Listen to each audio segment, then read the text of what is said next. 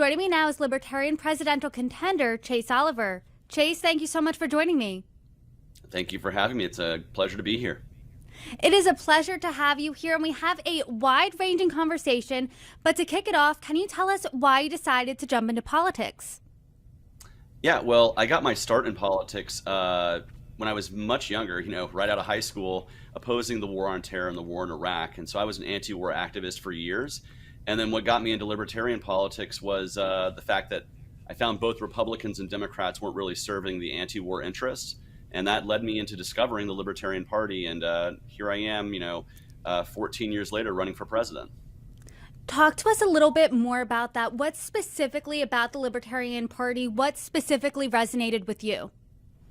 Yeah, it really is the message of maximum freedom for each and every individual. If you're living in peace, my elevator pitch for my campaign is really boilerplate libertarianism, which is if you're living your life in peace, your life is your life, your body is your body, your property is your property, and your business is your business. And the government should let you about that in peace, so long as you're living in peace with others. So let's bring it back to about a month ago. You actually won the Libertarian Party of Iowa's straw poll at the Iowa caucus. How do you translate this into a mainstream primary win?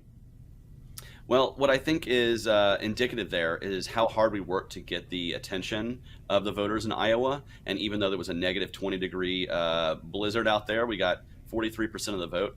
And that's because we had invested time in the state and done things that no libertarian campaign had ever done in Iowa before, like speaking on the Iowa soapbox stage at the state fair, which is something only Republicans and Democrats had ever done in the past for president. So, I think it's indicative of how hard our campaign works. We have an amazing organization, hundreds of volunteers, and amazing campaign staff. And in fact, it just got us a slot on the free and equal debates at the end of the month, where, we were in 8th place and they only were going to give us the top 6. And last day, with volunteers shooting 40,000 texts out to supporters, we managed to get into the top 4, actually. So it just is indicative of how quickly we can react to these things and really do a lot with very little, because we're going to be competing against outsized resources, obviously. Let's talk about where we are right now politically. Many have said that 2024 really feels like Groundhog Day. 2020 part 2, we're seeing Biden and Trump rematch potentially. That's what it's shaping out to be according to the polls. And NBC News found last year that 44% of voters are open to considering supporting a third party. Why do you think that is?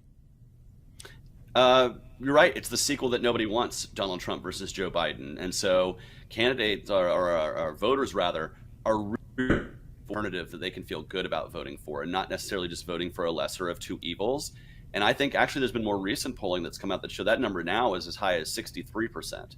And so I think it's a golden opportunity for anyone outside of the two-party system, when we have a Donald Trump versus Joe Biden rematch, to really make some ground and put our principles forward and really grow our party from the foundational level. And I think that is an opportunity I'm willing to seize upon as a libertarian candidate traveling across the country. From that poll I cited, there's more Democrats than Republicans who could potentially be looking for a third party option. So first, what's your pitch to maybe Democrats that feel a little disenfranchised?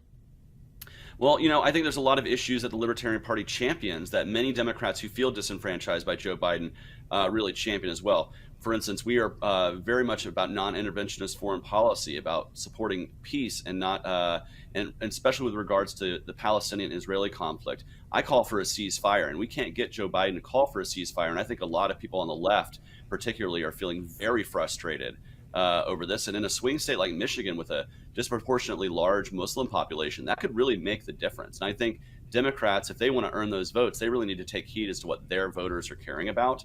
And there's a whole slew of other issues like ending the drug war. Joe Biden promised to let all the cannabis offenders out and to deschedule cannabis. He still has not done that at the federal level. He hasn't expended the political capital.